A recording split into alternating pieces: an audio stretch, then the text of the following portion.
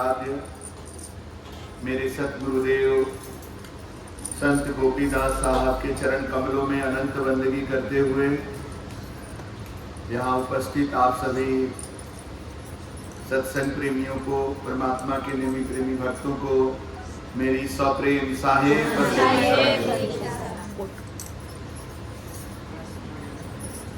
बंदगी। साहेब का मतलब होता है सभी के हृदय में जो परमात्मा विद्यमान है उनको बंदगी कर रहे हैं, उनके प्रति अपना समर्पण का भाव व्यक्त कर रहे हैं। साहेब बंदगी भारतीय संस्कृति, भारतीय भाषा से उद्भूत अभिनंदन का तरीका है। आज देखने को मिलता है कि लोग कोई गुड मॉर्निंग कहता है, गुड इवनिंग कहता है तो उसके साथ बदले में गुड मॉर्निंग गुड इवनिंग करने में बहुत अपना बड़प्पन समझते हैं। अंग्रेजी नहीं बोल पाते हैं तो शर्मिंदा महसूस करते हैं, अंग्रेजी जानने का दिखावा करते हैं। लेकिन साहेब बंदगी का जवाब देने में कई बार बहुत सारे तथाकथित ज्ञानियों के मुंह में ताला लग जाता है। नहीं भाई, कोई साहेब बंदगी बोल रहा है तो उसका जवाब साहेब बंदगी है, दे दो। नहीं जानते हो तो सीख लो, और नहीं आता है तो गर्व किस बात का कर रहे हो?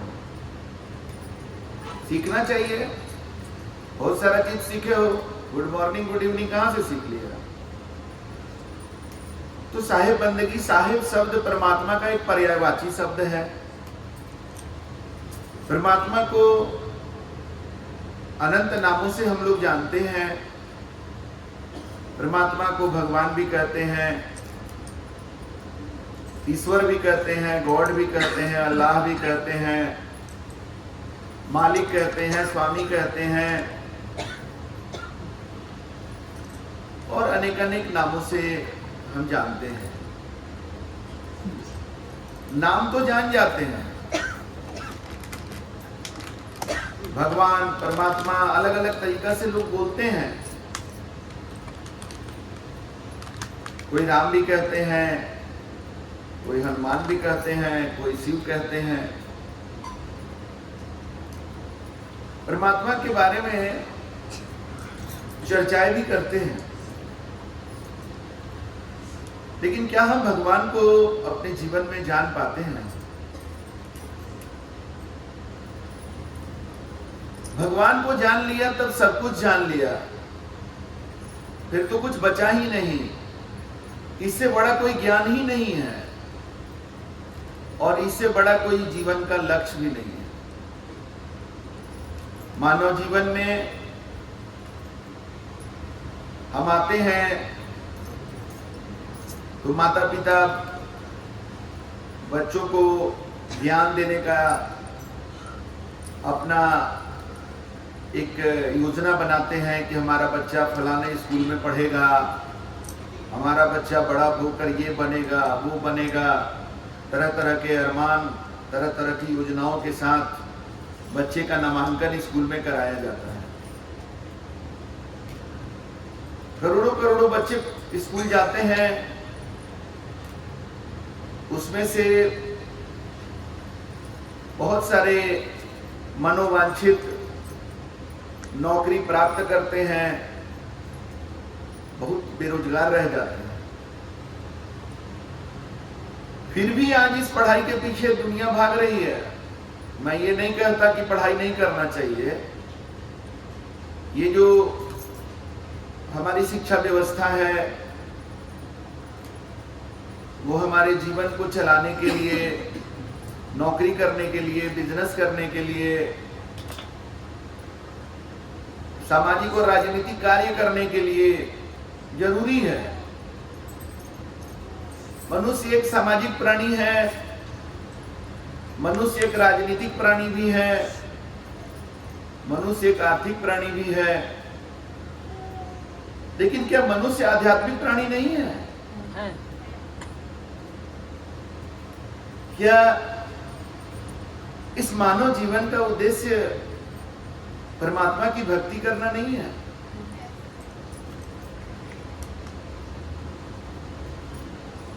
अरे जानवर भी भोजन करते हैं, जानवर भी अपने हिसाब से घर में रहते हैं, और कपड़ा और गहना का तो उनको जरूरत नहीं पड़ता है, इसीलिए उनके पास नहीं होता है। जरूरत होता तो भी मिल जाता उनको। जो चीज का जरूरत उनको है वो परमात्मा दे ही देते हैं। आदमी की जरूरत है भोजन, कपड़ा, आवास, तो ये जरूरतें पूरी करके हम किस बात के लिए इतराते हैं कि हम बहुत अच्छा खाना खाते हैं, इतना धान उपजाते हैं, इतना आलू उपजाते हैं, बहुत अच्छा कपड़ा पहनते हैं, मेरे पास इतना गहना है सोना का, इतना हीरा है, इतना जमीन है, इतना बैंक बैलेंस है। ये सब क्या इतराने का चीज है क्या? अरे है तो इसके लिए परमात्मा की प्रति कृतज्ञता व्यक्त करते रहो कि वो परमात्मा की कितनी बड़ी दया है तुम पर कि तुम्हें बढ़िया घर, बढ़िया भोजन, बढ़िया कपड़ा लत्ता मिल रहा है। इसी मानव जीवन में बहुत लोग ऐसी भी जिंदगी जी रहे हैं जिनके पास न ढंग से कपड़ा है, न ढंग का घर है, न ढंग से भोजन मिलता है उनको। ये कोई अहंकार करने का चीज नहीं है, ये कृतज्ञ होने का चीज है, और साथ ही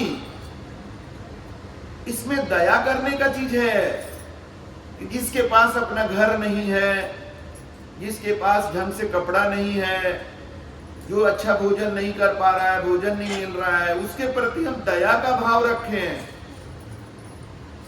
हम क्या मदद कर सके उन लोगों की, इस तरह का भाव हमारा होना चाहिए।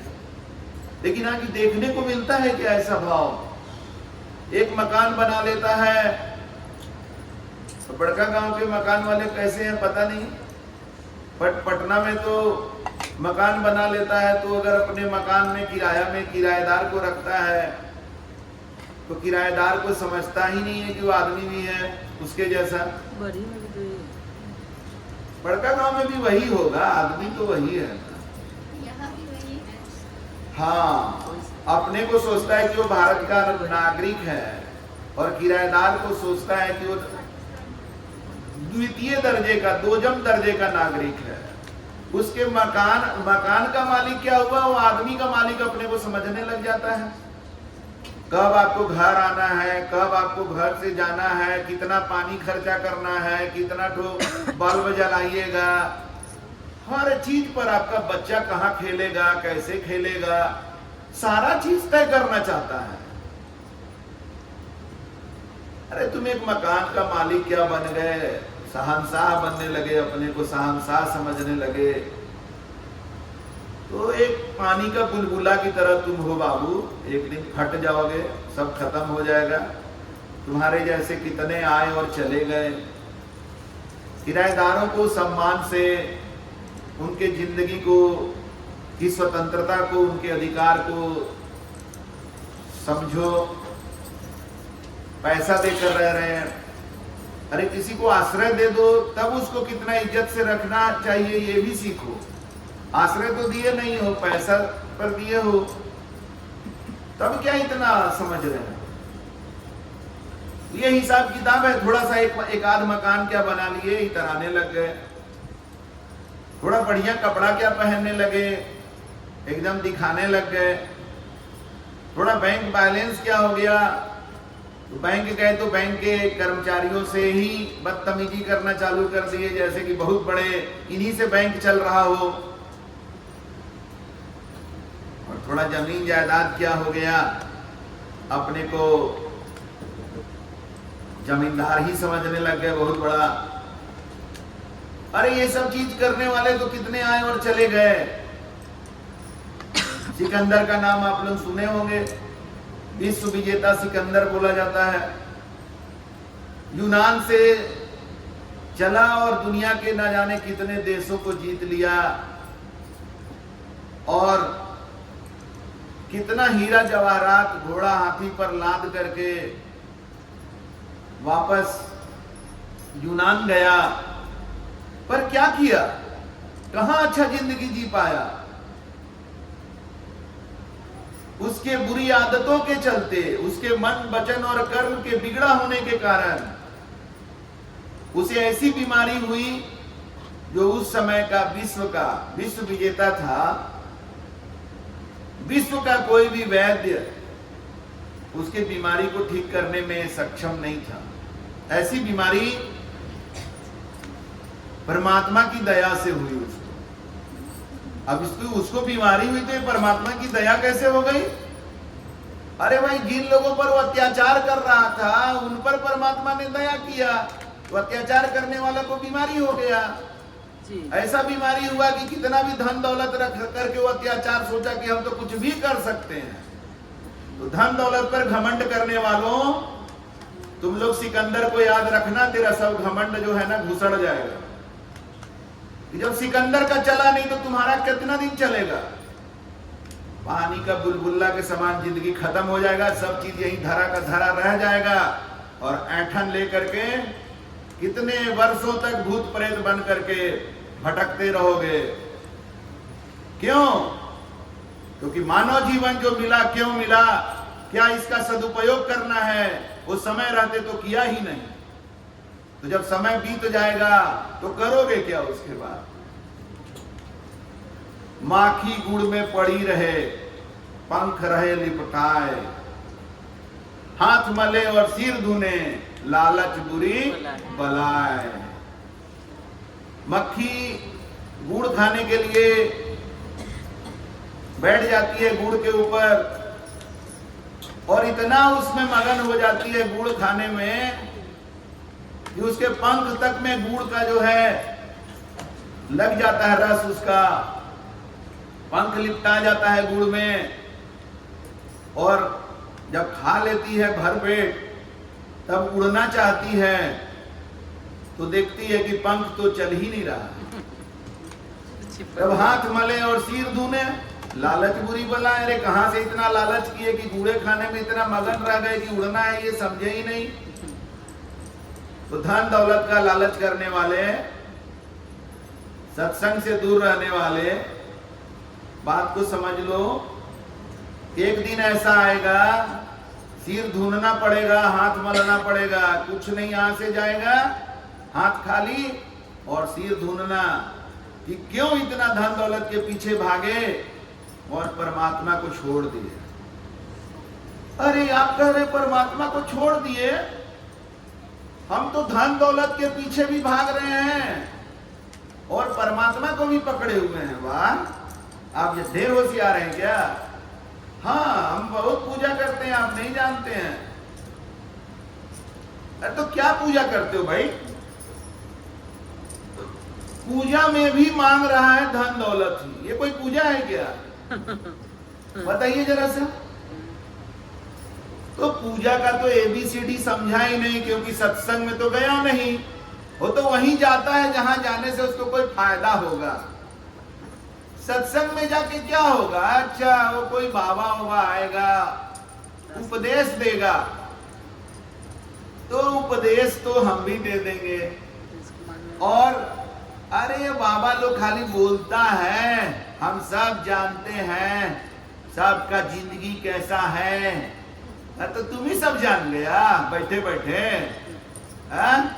जो गलत रहता है उसको पूरा दुनिया गलत नजर आती है, बात समझ लीजिएगा। बिल्कुल। अभी काला चश्मा कोई पहने हुई थी, सत्संग में आई है, उनका वो मोतियाबिंद का ऑपरेशन हुआ है, तो काला चश्मा पहनने के बाद बाहर सफेद दिखाई देगा क्या? ये जिसके जिंदगी में बुराइयों का चश्मा उसके आंख पर पड़ा हुआ है, उसको कोई बाबा और गुरुजी या साधु संत कोई अच्छा नजर आएगा? तो दो चार को उदाहरण याद कर लेता है। जैसे हम छोटे थे तो कुछ गंवार पढ़े लिखे लोग हमारे घर पर आते थे, गंवार पढ़ा लिखा कहते हैं उसको। थोड़ा मोड़ा पढ़ लिया गांव देहात का आदमी, और उसके बाद कैसे जो पढ़ने वाला है उसको डिमोरलाइज करना है वो चीज को पकड़ लिया। कोई गणित का ऐसा सवाल याद करके रख लेगा कि जहां गया कोई बोला कि देखिए हमारा बच्चा है इतना क्लास में पढ़ रहा, अच्छा ये पढ़ता है क्या, हम मेरा सवाल बता दे तो जरा, अच्छा तो अपना बेटा को बुलाइए, और उसके बाद वो गणित का ऐसा सवाल पूछ देगा ना कि वो बता नहीं पाएगा आदमी, टेढ़ा मेढ़ा कुछ सवाल पूछ देगा, ट्रांसलेशन पूछ देगा, अटपट ट्रांसलेशन पूछ देगा, घोड़ा सड़क पर अड़क कर भड़क गया, बताओ इसका ट्रांसलेशन, तुम अंग्रेजी पढ़ रहा है, इस टाइप का। उसको खुद नहीं पता रहेगा ज्यादा इंग्लिश, लेकिन वो इंग्लिश का कोई ऐसा चीज याद कर लेगा जिसे किसी को डिमोरलाइज करना है। तो वैसा ही जो है ना समाज में जो कुसंगत में रहने वाले लोग हैं, ये सत्संग का, साधु संतों का टीवी ओवी पर कुछ न्यूज में सुन लेता है, एक आध वो घटना इधर उधर से, अब बस वही वाला राग अलापते रहता है। बाबा लोग तो ऐसा है, बाबा लोग तो तुम बाबा बन जाओ ना, तुम ज्यादा अच्छा है तो तुम बन जाओ, बाबा लोग का बड़ा वैकेंसी खाली है, वहां बहुत वैकेंसी है, बढ़िया कोई बाबा ही नहीं है, तो तुम बाबा बन जाओ। अरे बाबा लोग का हम जानते हैं बड़ा धन दौलत कमाता है, तो तुम कहला धन के पीछे मेहनत इतना भाग रहे हो, तुम भी बाबा बन जाओ, धन दौलत कमाओ, तुम ढेर होशियार हो तो ऐसा चश्मा लगा हुआ है, इसलिए ऐसा होता है। एक और बड़ा बढ़िया बात आप लोगों को बताएं, आप लोग तो ऐसे लोग हैं जो सत्संग सुनते हैं, आप लोग खुश हो जाते हैं, उसके बाद लोगों को बताना चाहते हैं कि भाई हमारे जीवन में गुरु हैं, हमारे जीवन में सत्संग है, तो हमारे जीवन में कितना आनंद है। लेकिन आपका बात सुन करके अगला कुछ और जवाब दे देता है। आप लोग कभी सोचे कि इतना अच्छा बात आप बोलते हैं तो जवाब ऐसा कैसे मिल जाता है। देखिए बहुत बढ़िया पानी मान लीजिए आ रहा है, सप्लाई में अच्छा पानी आ रहा है, लेकिन आपका पाइप जो है ना, नल का पाइप गंदा है, तो पाइप गंदा पाइप में बढ़िया पानी जाएगा तो नल से कैसा पानी निकलेगा, गंदा ही पानी निकलेगा। तो जिसका जिंदगी में कचरा भरा हुआ है उसको आप जाके साधु संतों का महिमा सुनाइएगा, सत्संग का बात सुनाइएगा, गुरु का सुनाइएगा, तो उस कचरा के अंदर जब उसके पाइपलाइन में, मतलब उसका भेजा में, मतलब उसका खोपड़ी में, मतलब उसका कुबुद्धि वाला जो पाइपलाइन है उसमें जब आपका बढ़िया बात जाएगा तो नल में से, मतलब उसका मुहुआ में से कचड़े निकलेगा। तब आप समझ जाइएगा कि गुरु जी ठीक बोले थे, इसका पाइपलाइन में कचरा घुसा हुआ है। तो कैसे साफ होगा वो सब का आखिर भला होगा कैसे। तभी हमारे नीरज जी बड़ा बढ़िया बात बोले, समझ में आए तब भी, नहीं समझ में आए तब भी गुरु के शरण में हो जाओ और सत्संग में आते रहो, आते रहो।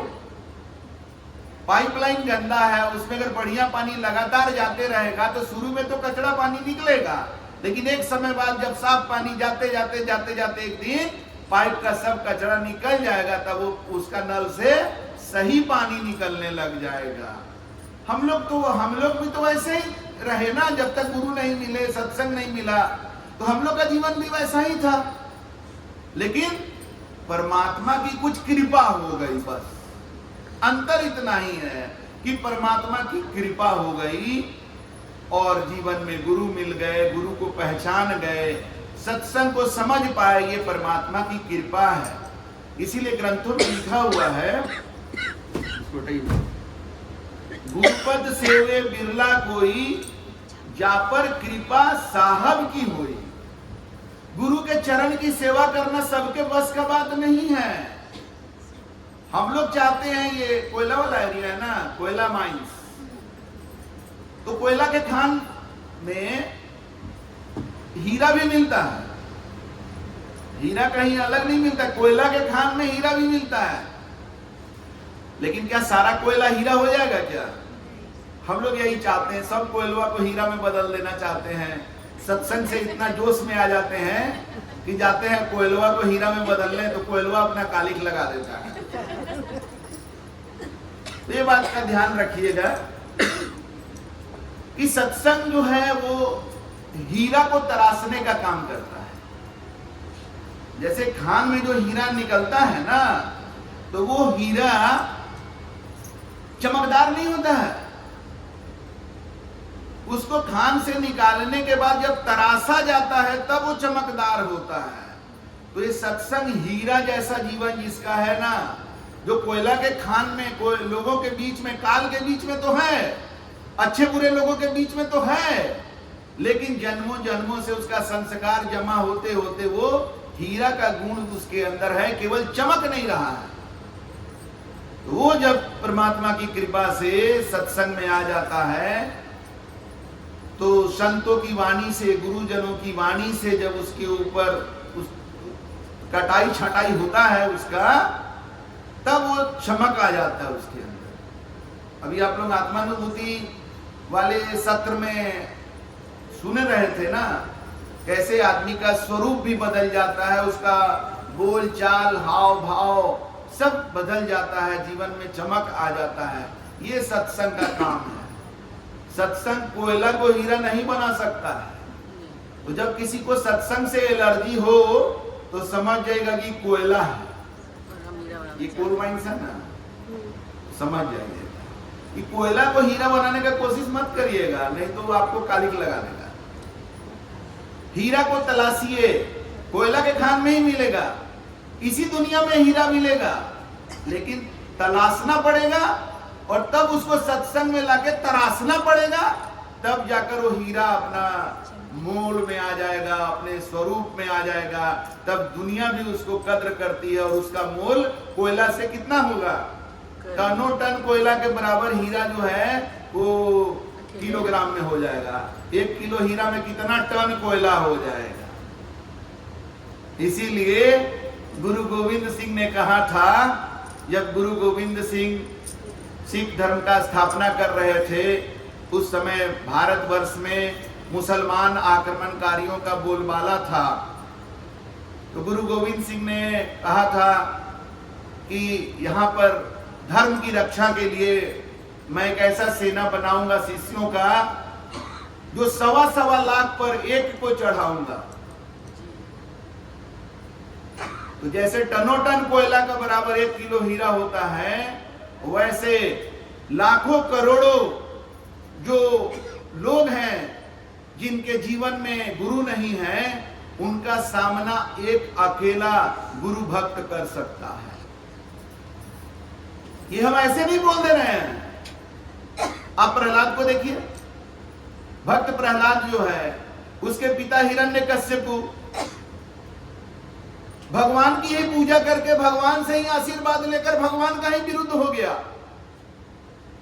तो आज जो लोग साधु संतों का, गुरुजनों का, भगवान का ये विरोध करते हैं, उन्हीं के आशीर्वाद से उनके पास सामर्थ्य है। हमारे पास, हम सबों के पास जो कुछ भी है सब परमात्मा की कृपा से है। उन्हीं के कृपा से प्राप्त करते हैं और उन्हीं के नियमों के विरुद्ध चलने लगते हैं। तो परमात्मा को जानना, परमात्मा के नियम को जानना बहुत जरूरी है। तो हिरण्यकशिपु ने जो वरदान प्राप्त कर लिया ऐसा कि उसे कोई मार ही नहीं सकता है, तो उसके बाद वो अपने को भगवान समझने लगा और सबको कहने लगा कि हमें भगवान के रूप में स्वीकार करना पड़ेगा। तो उसके राजपाट में लोग डर के मारे स्वीकार कर लिए।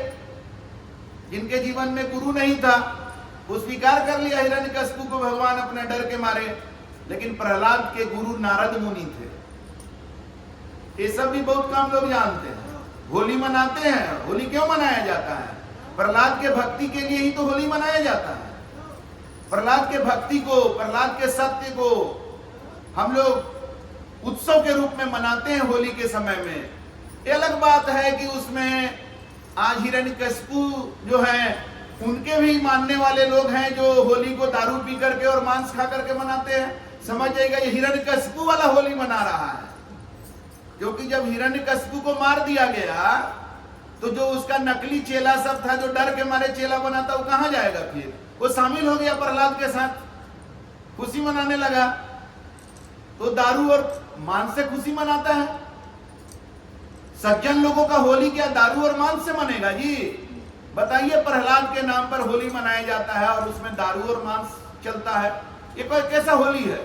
ये कौन सा सनातन धर्म का बात हो गया भाई? तो ये मांस मछली जो है, ये राक्षसी प्रवृत्ति का जो भोजन है, जो हिरण्यकशिपु जिस प्रवृत्ति का था, उस प्रवृत्ति का सूचक है ये। मांस, मछली, अंडा, बकरा, बकरी, सुअर, गाय भी खा जाते हैं लोग, और चाइना में तो सुनते हैं कि वो सब सांप बिच्छू भी खा जाता है। भारत का ही नॉर्थ ईस्ट में कुत्ता भी खा जाता है। क्या करिएगा, ये सब का इतना ज्ञान जो है खत्म हो गया है, संस्कार गिर गया है कि मरा हुआ चीज जो है, मरा हुआ आदमी को श्मशान घाट ले जाता है, कब्रिस्तान ले जाता है, मरा हुआ जानवर को अपने पेट में ले जाता है। कैसा ज्ञान है भाई? और कौन सा धर्म है जिसमें दूसरे जीवों की हत्या करना जो है, ये धर्म कैसे हो सकता है? हमको कोई समझाए जरा सा। ये मनमानी हो सकता है, ये धर्म नहीं हो सकता है जीवों की हत्या करना। तो हिरण्यकशिपु जो है उसको प्रहलाद भगवान मानने से इनकार कर दिया। प्रहलाद के गुरु नारद मुनि थे, उन्होंने प्रहलाद का मार्गदर्शन किया, और प्रहलाद हिरण्यकशिपु के द्वारा किए गए अत्याचारों को सहते सहते एक दिन ऐसा मुकाम आया जो भगवान प्रकट होकर हिरण्यकशिपु का वध कर दिए, जिसको ऐसा वरदान मिला हुआ था कि कोई उसको मार ही नहीं सकता था, न आदमी न जानवर, न जमीन पर, न पानी में, न हवा में, न अस्त्र से, न शस्त्र से। इस तरह का वरदान दिया हुआ था। लेकिन हम कहते हैं ना, गलत जीवन जो है वो पानी के बुलबुला के समान है। बुलबुला कितना भी बड़ा हो जाए, जैसे हिरण्यकशिपु कितना बड़ा राजा हो गया था, माने बड़ा बुलबुला था। कोई छोटा बुलबुला है, कोई बड़ा बुलबुला है, बुलबुला है। सत्य ही शाश्वत है, जिसका जीवन सत्य पर आधारित है उसी का जीवन अजर अमर होगा। आप लोग सुनते हैं ना नारा, फलानवा मुर्दाबाद, फलाना जिंदाबाद। अरे कितना भी जिंदाबाद पैसा देकर के कहलवा लो, जिंदाबाद तो वही रहेगा जो सत्य पर चलने वाला है। उसका कोई नारा लगाने वाला हो या नहीं हो, वही जिंदाबाद रहेगा, वही अजर अमर रहेगा जिसका जीवन सत्य पर चल रहा है। और सत्य पर जीवन चले, इसके लिए जीवन में सच्चा गुरु चाहिए, सत्संग चाहिए। बिना सत्संग के वो हो ही नहीं सकता। ग्रंथ उठा के देखो ना भाई, रामचरितमानस में लिखा हुआ है साफ साफ, लेकिन रामचरितमानस पढ़ेगा तो खाली कहानी पढ़ेगा। ऐसे सीता जी को उठा के ले गए तो सीता जी ऐसे हरिण को देखी, तो ये वो सुग्रीव बाली। अरे भाई तुम पात्र में उलझ गए ना, पात्र के और कहानी के बीच में जो उसमें ज्ञान दिया हुआ है उसको तो लेते ही नहीं हो, और लोगे भी कैसे? ये तो हंसों का काम है, और हंस तो सत्संग में होते हैं। हंसों का काम है जो मोती चुगते हैं, बगुले तो मछली चुगते हैं। तो ये हंस जब सत्संग में आते हैं तो चुनते हैं, चुगते हैं। रामचरितमानस में दिया हुआ है, बिनु सत्संग विवेक न होही, प्रभु कृपा बिन सुलभ न सोही। आप लोग सत्संग में हैं तो आप लोगों के ऊपर प्रभु की कृपा है, तब है। और जब सत्संग में है तभी आपका विवेक जगेगा। जो सत्संग में नहीं है, सत्संग से भागता है, समझ जाना इस पर अभी प्रभु का कृपा नहीं हुआ है। इस पर अभी बुराइयों का चश्मा पड़ा हुआ है। एक भजन है, भजन गाने तो हमको नहीं आता है, मेरा राग वगैरह सुर ताल तो उस तरह का है नहीं, अच्छा ही है, नहीं तो हम कहीं भजन गायक बन जाते। तेरा दर्शन उसी को हुआ है जिसके आंखों पे पर्दा नहीं। तो जिसके आंखों पर बुराइयों का पर्दा पड़ा हुआ है उसको परमात्मा का दर्शन क्या होगा? जिसको मुर्गा देख करके ये नहीं समझ में आता है कि ये परमात्मा का बनाया हुआ जीव है, इसमें भी परमात्मा का अंश है, तब ये चल फिर रहा है। वो मुर्गा देखता है तो उसको ये दिखाई देता है कि इसको खाया जाएगा तो इसका मांस कैसा रहेगा। जिसको बकरी को देखकर दया नहीं आता है, उसमें जीव नहीं दिखाई देता है, बकरी को देखकर उसको कैसे इसको काट दे, कितना में मिलेगा, कब खाएंगे, ये दिखाई देता है। उसको परमात्मा दिखाई देंगे क्या? कर नहीं हो सकता है। रामचरितमानस में दिया हुआ है ईश्वर क्या है, भगवान भगवान पूरा दुनिया करती है। एक बात देखिएगा, जो गुरु को नहीं मानता है, जो सत्संग को नहीं मानेगा, वो भी भगवान को मानता है। कहता है कि हम आपसे कम पूजा करते हैं क्या? अब बड़ा हंसी आता है, कुछ लोग तो हमको ही कह देते हैं कि आप तो सत्य का बात करते हैं, आप पूजा पाठ नहीं करते हैं। अरे हाँ, तेरा वाला पूजा पाठ नहीं करते हैं। तो एक तरफ घंटी बजाओ, एक तरफ अगरबत्ती दिखाओ, आप मुर्गा काट के खा जाओ, ये वाला पूजा हम नहीं करते हैं। मेरा जो पूजा है वो उस परमात्मा का पूजा है जिस परमात्मा का अंश सारे जीवों में है। तो जीव हत्या के साथ पूजा मेरा नहीं चलता। अब देखिए, कुछ लोग छठ के समय छोड़ देंगे मांस मछली खाना, सावन में छोड़ देंगे। भगवान को क्या समझ लिया है कि भगवान सावन भर देखते हैं, छठ के समय देखते हैं, बाकी छठी मैया का पारण हो गया उसके बाद छठी मैया सूत जाती है क्या? अब छठी मैया का पारण कर दिए, विदा कर दिया, गई छठी मैया, कहां चल गई छठी मैया? सावन में भोले बाबा जग गए, बाकी समय कहां चल जाते हैं? अरे भाई, भगवान हर समय हर जगह है। तुम्हारा कोई भी भगवान का नाम हो, भगवान का नाम जो भी रख दो, लेकिन भगवान मतलब ही होता है जो सर्वव्याप्त है, जो सब जगह हर समय मौजूद है। अभी आपका मोबाइल का टावर कभी काम करे कभी नहीं करे तो काम चलेगा? बताइए, कोई जरूरी काम से फोन लगाइएगा तो टावर ही नहीं है। तो ऐसा कुछ लोग भगवान के बारे में ऐसा ही बना लिए हैं। उनका भगवान का टावर कहीं काम करता है, कहीं नहीं करता है। मंदिर में काम करेगा, मस्जिद में काम करेगा, घर में काम नहीं करता है। सावन में काम करेगा, भादों में काम नहीं करता है। ये कैसे होगा भाई?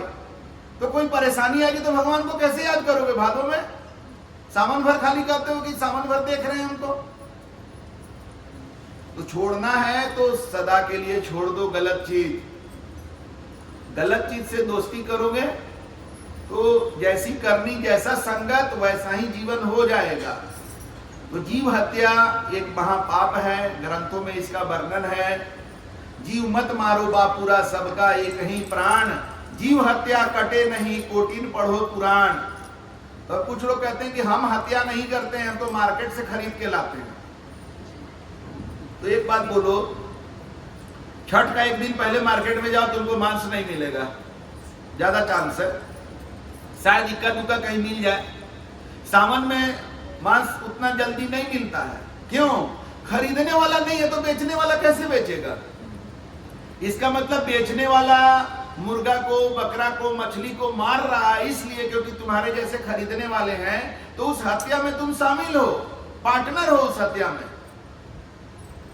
इसलिए जब परमात्मा के दरबार में उस हत्या का मुकदमा चलेगा, जैसे यहां चलता है ना, आदमी की हत्या का मुकदमा चलता है ना कोर्ट में, तो भाई सरकार तो बड़ा स्वार्थी है, टैक्स लेती है आदमी से, तो आदमी के लिए मुकदमा चलाती है। मुर्गा का हत्या हो जाता है तो कोई मुकदमा नहीं चलता है। आदमी को मार के कहीं फेंक दोगे, कहीं से भी लाश मिल जाएगा तो FIR करके मुकदमा चलाएगा, खोजबीन करेगा। अब मुर्गा का, बकरा बकरी का, जिंदगी का कोई नहीं कहेगा। ये लोग टैक्स नहीं देता है ना भारत सरकार को, झारखंड सरकार को।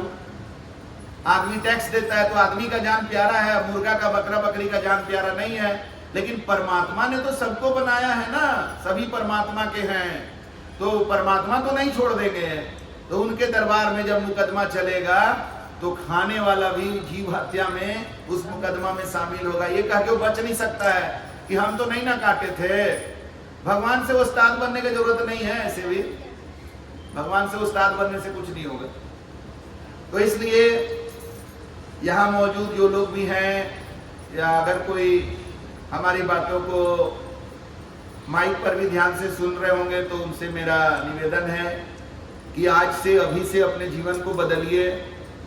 जीव हत्या, मांस मछली, ये सब राक्षसी भोजन है, हिरण्यकशिपु का भोजन है, प्रहलाद का भोजन नहीं है। हम लोग होली मनाने वाले लोग हैं, तो होली मनाते हैं तो प्रहलाद वाला होली मनाइए। जीवन से नशा का त्याग और मांस मछली ये सब का त्याग करना होगा, जीवन को अगर सही करना चाहते हैं तो। आज से और अभी से जीव हत्या पर आधारित भोजन का त्याग कर दीजिए, आपके लिए बढ़िया होगा। हमने अपने लिए तो कर लिया है, अब आपके लिए बताने के लिए आए हैं। कोई बताने वाला भी तो होना चाहिए ना। हमें कोई बताने वाले मिले तब हमने त्याग किया। हमारे गुरुदेव हमें ट्रेन में मिले वर्ष 1993 में, और एक बार केवल समझा दिए कि बेटा ये खाने का चीज नहीं है। उस अच्छा से समझा दिए, हम समझ गए, उसके बाद प्रयास भी नहीं करना पड़ा, स्वतः छूट गया। क्यों? क्योंकि गुरु के बात को हमने दिल से स्वीकार किया, उन बातों के साथ वाद विवाद नहीं किया। कुछ लोग जब जीव हत्या की बात आती है तो वाद विवाद पर उतर आते हैं। दही में भी तो बैक्टीरिया है, तो हवा में भी है, तो तुम ठेका ले लो बैक्टीरिया का, हमको रहने दो भाई। हम मुर्गा बकरा बकरी मछली इसी तरह का जीव जो हाड़ मांस और खून है, जहाँ जिसको हत्या करते हो तो छटपटाता है, जिसकी चिल्लाहट मेरे कानों तक आती है, हम वैसे ही जीव का थोड़ा ठेका लिए हुए। तुम बैक्टीरिया वाला ठेका ले लो, लेकिन ये मुर्गा वाला तो छोड़ दो। मुर्गा खाना छोड़ दो, बकरी खाना छोड़ दो, मछली खाना छोड़ दो, अंडा खाना छोड़ दो, और बैक्टीरिया का भी ठेका तुम ले लो। हम बैक्टीरिया वाला नहीं लेंगे। हम तो दही खाते हैं, दूध भी पीते हैं, तो बैक्टीरिया लोग पर अभी हम दया नहीं कर रहे हैं। तो अब आगे बात है नशा का। कुछ लोग कहते हैं कि हम तो खैनी खाते हैं, दारू पी के तो लोग गाली गलौज झगड़ा भी करते हैं, खैनी तो चुपचाप खा लेते हैं और अपने में मस्त रहते हैं, गांजा पी लेते हैं और मगन रहते हैं। अभी सावित्री जी बोली ना, लेना ना देना मगन रहना, तो गांजा पी करके मगन है।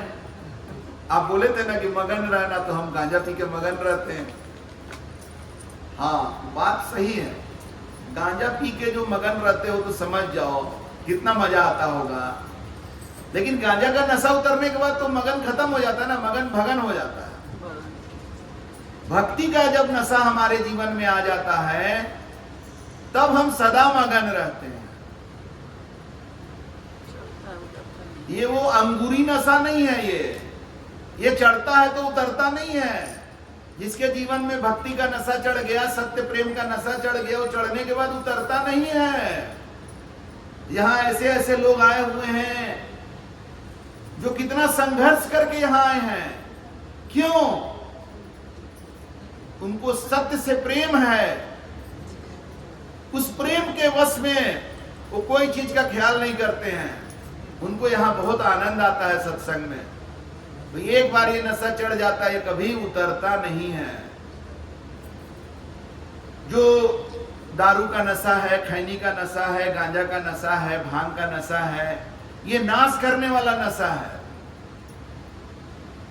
और जो भक्ति का नशा है, ये हमें परमात्मा में रमा देता है, परमात्मा के रंग में रंग देता है। तो जब हम खुद ही अपना नाश करने वाला नशा करेंगे, दारू पिएंगे, खैनी खाएंगे, दारू पीने से लीवर खराब हो जाता है, और भी कितनी बीमारियां होती हैं। खैनी खाने से मुंह का कैंसर भी होता है, मुंह ऐसे ही मुंह खराब हो जाता है, दांत गंदा हो जाता है, मुंह में बहुत सारा छाला पड़ जाता है। हर नशा जो है हमारे शरीर को, हमारे स्वास्थ्य को, हमारे मन को डैमेज कर देता है। तो जो व्यक्ति अपना जीवन को खुद डैमेज कर रहा है, उसको क्या कहिएगा? कालिदास जो पेड़ के डाली पर बैठा था, वही पेड़ के डाल पर कुल्हाड़ी चला रहा था। तो विद्योत्तमा नाम की एक बड़ी विद्वान महिला थी, इतनी ज्ञानी थी कि पुरुषों का अहंकार उससे जो है चोट खा जाता था कि महिला होकर इतना विद्वान कैसे हो गई।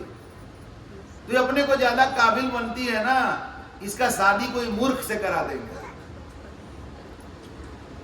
तो ये जो समाज के तथाकथित ज्ञानी लोग हैं, पंडित लोग, मतलब जाति विशेष नहीं कह रहे हैं हम, ज्ञानी को पंडित भी कहते हैं। तो ये लोग मूर्ख को खोज रहे थे कि कोई तगड़ा मूर्ख खोज करके विद्योत्तमा का शादी उससे करा देंगे, जिंदगी भर भोगते रहेंगे। तो जब कालिदास को देखे वो लोग कि जिस डाल पर बैठा है उसी डाल पर जो है कुल्हाड़ी चला रहा है, तो इससे मूर्ख कौन होगा? तो ये तो भाई पंडित लोग को मूर्ख नजर आया। उसके बाद उसको ले गए उन लोग और विद्योत्तमा से शादी करा दिए। कैसे? विद्योत्तमा कैसे तैयार हो गई? विद्योत्तमा के पास ले गए। विद्योत्तमा बोली थी कि जो हमसे शास्त्रार्थ में जीतेगा उसी से शादी करेंगे। तो विद्युत्मा एक उंगली दिखाई, तो उसका कहने का मतलब था भगवान एक है। तो इसको कालिदास को पंडित ज्ञानी लोग सिखा दिए ना कि देखो तुमको कह रही है कि आंख फोड़ देंगे तेरा, एक ठो आंख फोड़ देंगे तेरा, तो वो बोला कि हम दोनों आंख फोड़ देंगे। अच्छा। दो को दिखाया। तो विद्युत्मा बोली कि ये क्या बोल रहा है, उसको बोलने नहीं देते थे लोग, इशारा से बात करते थे। तो ये पंडित लोग बोले कि ये बोल रहा है कि भगवान एक तो है, लेकिन संसार में द्वैत है, दो रूप में है भगवान यहाँ। अरे वाह, तो बड़ा ज्ञानी है भाई, हमसे आगे का है। हाँ, तो है हमसे आगे। तो तैयार हो गई, शादी हो गई। तो हमको लेकिन जितना नशा करने वाला है वो थोड़ा हमको कालिदास का अंश नजर आता है कि जिस डाल पर बैठा है, जिस शरीर से, जिस स्वास्थ्य से जो जीवन को जी रहा है, उसी जीवन को नाश करने वाला काम समझ बूझ के कर रहा है। कुछ मानने में थोड़ा कालिदास से आगे ही हो गए भाई। अब सब कालिदास को विद्युत्मा न मिलने वाली है। हाँ, उनको कालिदास, लेकिन हाँ बात यह है कि अब नशा करने वाले जितने भी हैं उनकी पत्नी जरूर हमको लगता है कि समझाती होगी कि नशा नहीं करना चाहिए। तो विद्युत्मा का इतना अंश तो है उसमें, तो बात मान लेना चाहिए। नशा का त्याग जीवन में बहुत जरूरी है। जो नशा करेंगे वो भक्ति नहीं कर सकते हैं। जैसे गांजा पिया हुआ है कोई, अब उसको दारू पिला दीजिएगा तो पता चलेगा कि दारू का नशा क्या है, गांजा का नशा क्या है, नहीं पता चलेगा। तो जिसको ये सब चीजों का नशा है उसको भक्ति का नशा नहीं चढ़ सकता है। एक बार हम सावित्री जी के घर गए हुए थे, वहां सत्संग कर रहे थे, तो इनके यहाँ दूध देने जो आता है वो सत्संग सुन लिया और जो है बड़ा इंटरेस्ट दिखाने लगा सत्संग में। तो हम उससे सत्संग करने लगे। ये लोग बताया कि ये दारू पीता है। वो मेरे नजदीक नहीं आ रहा था, दूर से ही बात कर रहा था। तो हम ये समझते हुए भी कि दारू पीता है तो क्या हुआ, आखिर साधु संतों के पास आया है, तो हम अगर मांस खाने वालों को दूर कर दें, दारू पीने वाले को दूर कर दें, तो आखिर हम ज्ञान कैसे देंगे। तो हम उससे प्रेम पूर्वक बात किए, उसको समझाए बुझाए, तो एकदम हाथ जोड़ करके तैयार हो गया कि एकदम दारू पीना छोड़ देंगे अब बस। हम भी बड़ा खुश हुए कि इतना जल्दी समझ गया। उसके बाद जो गया तो गायब, नशा छूटा तो फिर मेरे सामने आज तक नहीं आया। हम इन लोग से पूछे तो बोला वो तो खूब दारू पी रहा है। तो दारू के नशा में वो क्या ज्ञान प्राप्त करेगा, और नशा में बोल दिया कि हम दारू छोड़ देंगे तो छोड़ देगा क्या। होश में बोलता तब ना कुछ बात होती। तो ये नशा करने वालों को क्या भक्ति का और ज्ञान का क्या बात किया जाए। तो परमात्मा के नियम को जानना भी बहुत जरूरी है। नियम को नहीं जानेंगे तो ठोकर खा जाइएगा। जैसे मोटरसाइकिल चलाना है तो हेलमेट सिर पर लगा के मोटरसाइकिल चलाना है, ये एक नियम है। अब ये नियम आपके झारखंड में कितना लागू है हमको तो नहीं मालूम है। इधर थोड़ा सा जितना शहर की तरफ जाइएगा तो नियम ज्यादा लागू होता है, थोड़ा देहात एरिया में जाने पर नियम उतना लागू नहीं रहता है। तो पटना में तो बहुत कड़ाई से नियम लागू है, केवल जो गाड़ी चला रहा है उसी को हेलमेट नहीं पहनना है, पीछे जो बैठा है लेडीज हो जेंट्स हो उसको भी हेलमेट पहन के चलना है, वरना बहुत जल्दी पकड़ लेता है और फाइन कर देता है, परेशान कर देता है। कार अगर चला रहे हैं तो उसमें अगर बेल्ट नहीं लगाया है तो पकड़ लेगा, कैमरा लगा हुआ है बिना पकड़े भी फाइन कर देता है। ये सब पहले हम लोग सुनते थे कि कैमरा लगा हुआ है आपको पुलिस कुछ बोलेगी नहीं और फाइन लग जाएगा। तो ये पटना में हो रहा है। तो अब बताइए कि कोई आदमी पटना जाता है, वहां का नियम नहीं जानेगा, बोलेगा हम तो झारखंड में बिना हेलमेटे का चलाते हैं, तो वहां क्या होगा, धरा जाएगा, पुलिस पकड़ लेगी उसको। वैसे ही झारखंड में दारू पी के मस्त रहना कोई गैर कानूनी काम नहीं है झारखंड में। लेकिन बिहार में कानून बना हुआ है कि बिहार में आप दारू नहीं पी सकते हैं। ये अलग बात है कि गैर कानूनी रूप से लोग पीते हैं, गैर कानूनी रूप से पीते हैं, लेकिन झारखंड में तो कानूनी रूप से पीते हैं। कोई ऐसा कानून नहीं है कि आप दारू नहीं पी सकते हैं। तो झारखंड का कोई पियांक जो है पटना चल जाए और वहां भी अपना दारू का बोतल लेकर के खुलेआम पिएगा तो उसको तो पुलिस धर के ऐसा बंद करेगी ना कि बेले जल्दी नहीं होगा उसका। इसका मतलब कि अगर पटना आप जाते हैं तो पटना का नियम कानून नहीं जानेंगे तो आप जेल में हो सकते हैं। तो ये जो धरती पर हम लोग हैं, ये धरती किसका बनाया हुआ है? जीवन किसका बनाया हुआ है? परमात्मा का। परमात्मा के बनाए हुए धरती पर, परमात्मा के बनाए हुए देश पर हम लोग रह रहे हैं, परमात्मा का दिया हुआ जीवन जी रहे हैं। अगर परमात्मा के नियम को नहीं जानेंगे तो हम लोग परमात्मा के जेल में चले जाएंगे। परमात्मा का जेल जानते हैं क्या है? ये जो जानवर वाला योनि है ना, ये सब परमात्मा का जेल है। परमात्मा भेदभाव नहीं करते हैं, इसलिए परमात्मा सबको पहले मानव जीवन ही देते हैं, सबको एक समान मानव जीवन देते हैं। और मानव का जो स्वरूप है वही स्वरूप परमात्मा का भी है। आप देखिए, रामायण सीरियल देखिए, महाभारत देखिए, आप लोग भगवान राम भगवान कृष्ण का स्वरूप कैसा दिखाया गया? हमारे आपके जैसा ही तो था ना। शंकर भगवान का स्वरूप कैसा दिखाया जाता है? हमारे आपके जैसा ही दिखाया जाता है ना।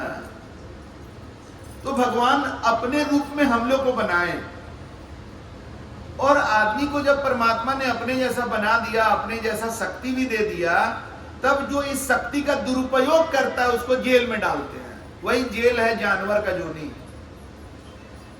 जानवर लोग का जीवन कैसा होता है? बंधा हुआ जीवन है। जो जानवर का जो चीज उसका प्रकृति बना दिया गया, उस प्रकृति से वो निकल नहीं सकता है। जैसे आज इतना सत्संग करके भी बहुत सारे लोग मांस खाने वाले सुन करके भी खाते रहेंगे। अंदर का खत्म हो गया है जिसका जमीन, तो क्या करेगा? लेकिन गाय तो मांस नहीं खाती है बिना सत्संग किए। गाय को सत्संग का जरूरत नहीं है, गाय मांस नहीं खाती है। गाय को खिलाइएगा भी तो नहीं खाएगी, क्योंकि वो पशु है, उसका प्रकृति से बंधा हुआ है। और शेर को कितना भी समझाइएगा तो शेर मांस खाना नहीं छोड़ेगा। तो ये जानवर लोगों का जीवन बंधा हुआ है। आदमी का जीवन ही ऐसा है जिसमें आदमी के पास परमात्मा ने विकल्प दिया है कि तुम सही भी कर सकते हो, गलत भी कर सकते हो। गलत करोगे तो गलत का भोगोगे, सही करोगे तो सही का भी पाओगे। लेकिन अफसोस की बात कि दुनिया में गुरु नहीं रहने के कारण आदमी को सही गलत पता ही नहीं चलता है। गलत काम कर रहा है, सोचता है कि सही कर रहे हैं, और सही काम करने में घबराता है कि कहीं गलत तो नहीं कर रहे हैं। जैसे आप लोग सत्संग में आए, बहुत लोग मांस मछली खाते होंगे, वो भी आ गए हैं। अब आप सोच रहे हैं कि आज के बाद से नहीं खाएंगे, लेकिन डर लग रहा है, नहीं खाएंगे तो कहीं गड़बड़ तो नहीं कर रहे हैं, क्या हो गया, सत्संग में चले गए, बोल दिए तो एकदम मान ही लेना चाहिए। तरह तरह का सही काम करने में भी डर रहे हैं, और कोई गलत काम करने में भी नहीं डर रहा है।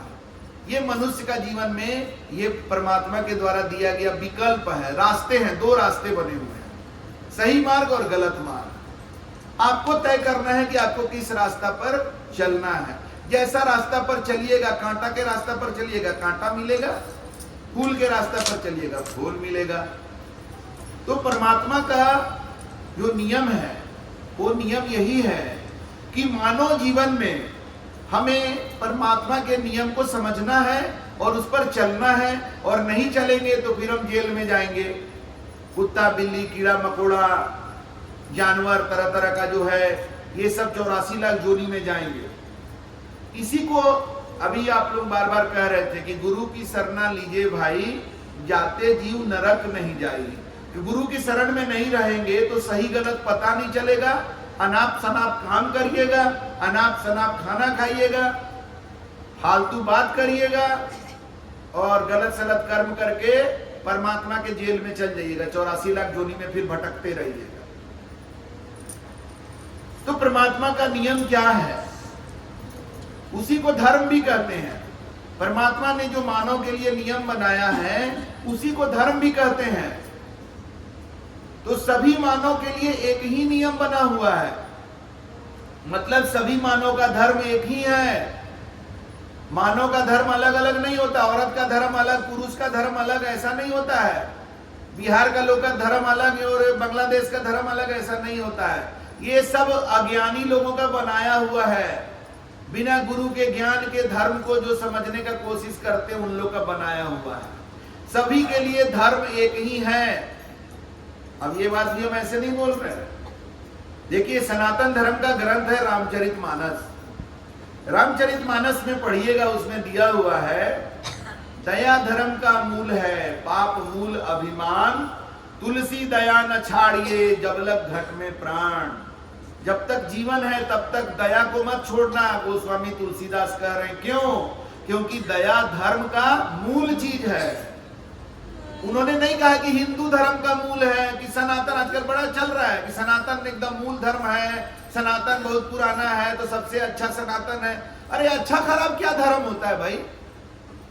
धर्म पर चल कितना रहे हो ये ना देखो। बात करते हो सनातन धर्म का, होली मनाते हो हिरण्यकशिपु वाला, तो कैसे अच्छा धर्म हो गया? अच्छा धर्म तो हमारे कर्म से होगा ना। तो रामचरितमानस में दया को धर्म का मूल बताया गया है। तो जो मांसाहारी भक्षण कर रहे हो, कौन सा दया का उदाहरण है भाई? तो जो शाकाहारी है वो धर्म का पालन कर रहा है, क्योंकि वो दया को पकड़ के चल रहा है कि नहीं, हमें जीवों पर दया करना है, किसी जीव को तड़पा करके मार के हम खाने वाले नहीं हैं।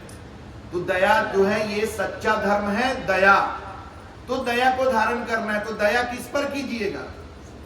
ये भी ग्रंथों में दिया हुआ। दया का पर कीजिए, का पर निर्दय होए, साई के सब जीवरा कीड़ी कुंजर दोए। दया किस पर करिए और किस पर निर्दयता करिएगा? सब तो परमात्मा का बनाया हुआ है। कीड़ी कुंजर, कीड़ी माने कीड़ा, कुंजर मतलब हाथी। छोटा से छोटा जो जीव है कीड़ा मकोड़ा, वो भी परमात्मा ने बनाया है। और हाथी जैसा विशालकाय जीव जो है ये भी परमात्मा ने बनाया है। तो किस पर दया करिएगा, किस पर दया नहीं करिएगा? नहीं, हम ना मुर्गा नहीं खाते हैं, हम बकरा खाते हैं। तो क्या हो गया? वो महान हो गए। अरे मुर्गा खाओ या बकरा खाओ। गाय अगर माता है तो बकरी भी तो मौसी लगी कि नहीं कहीं से? कोई सुअर खाता है, हम ये नहीं खाते, सुअर खाते हैं। कोई गाय खाता है। अरे क्या क्या बना के रखा हुआ है? सारा का सारा जीव हत्या है, सब धर्म के विरुद्ध है। कोई भी धर्म जो है इसका जो है समर्थन नहीं कर सकता है। कोई भी सच्चा धर्म इसका समर्थन नहीं कर सकता।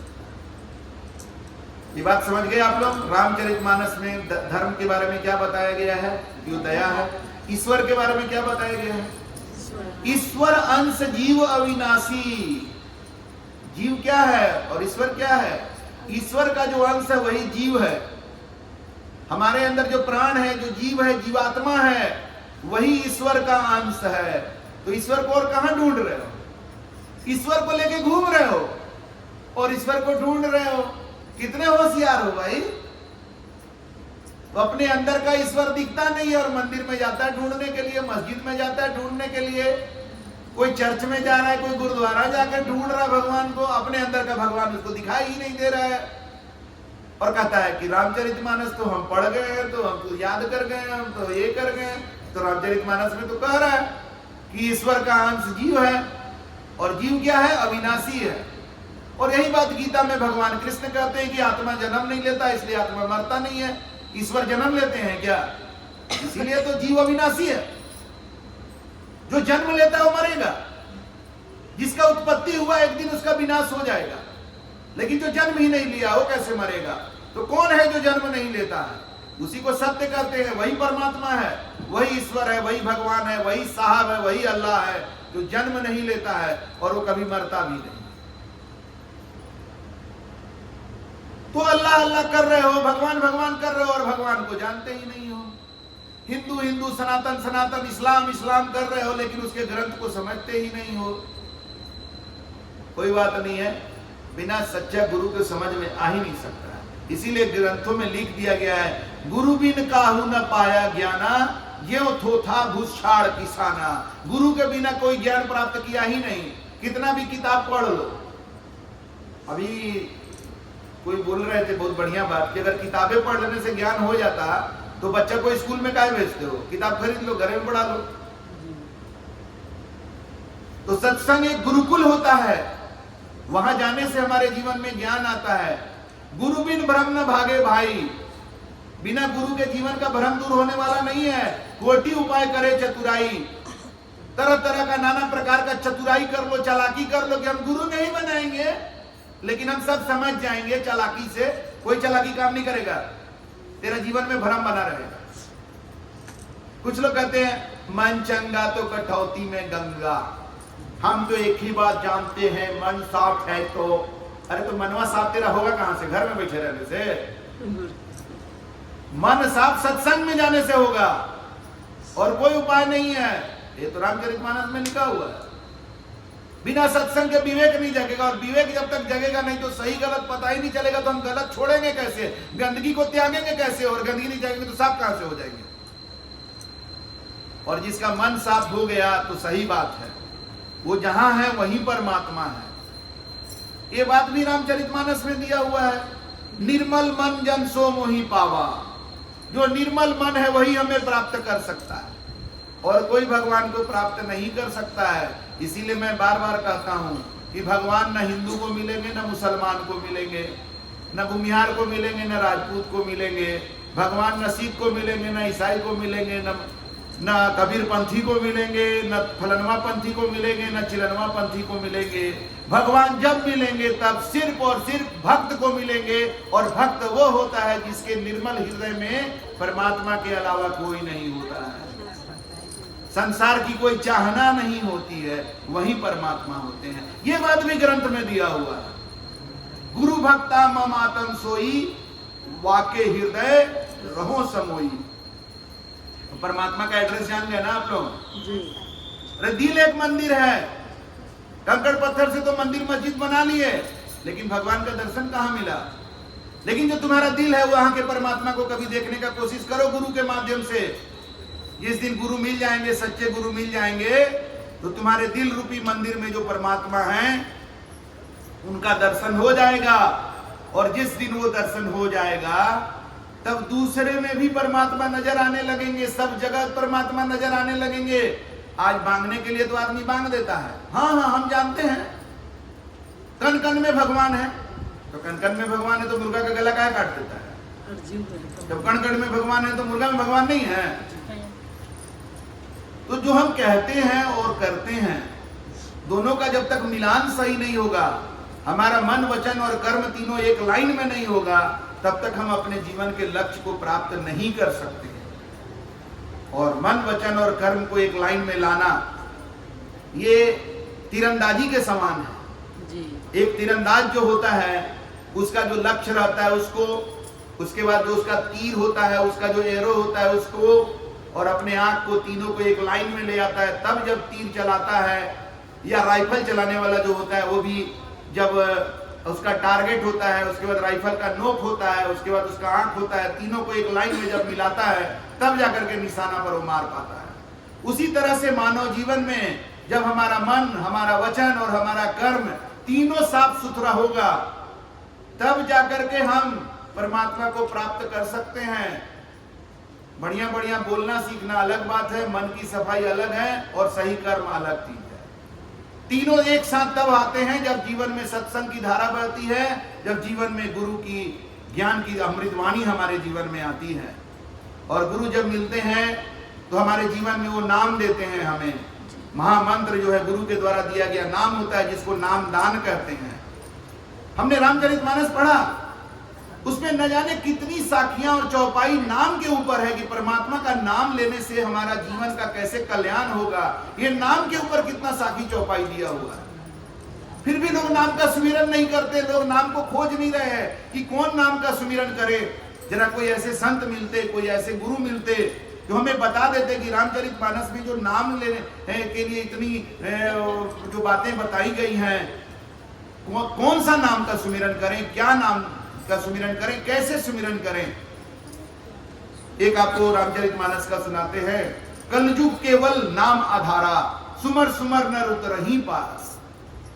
कलयुग में सिर्फ नाम ही आधार है। वो नाम का सुमिरन करके ही आप भवसागर पार कर सकते हैं। ये भवसागर क्या है? अरे बुराइयों का जो सागर है उसी को भवसागर कहते हैं। बुराइयों से निकल सकते हो, बिना नाम लिए नहीं निकल पाओगे। बुराइयों से निकलने के लिए परमात्मा का नाम का सुमिरन करना होगा। वो नाम का सुमिरन करके बुराइयों से निकलोगे, तुम्हारे जीवन में सिर्फ अच्छाइयां रह जाएंगी। वही तो परमात्मा का जीवन है। दूध में से जितना एक्स्ट्रा चीज है वो निकल जाता है, तो लास्ट में जो बचता है वो घी है, वही दूध का सार है।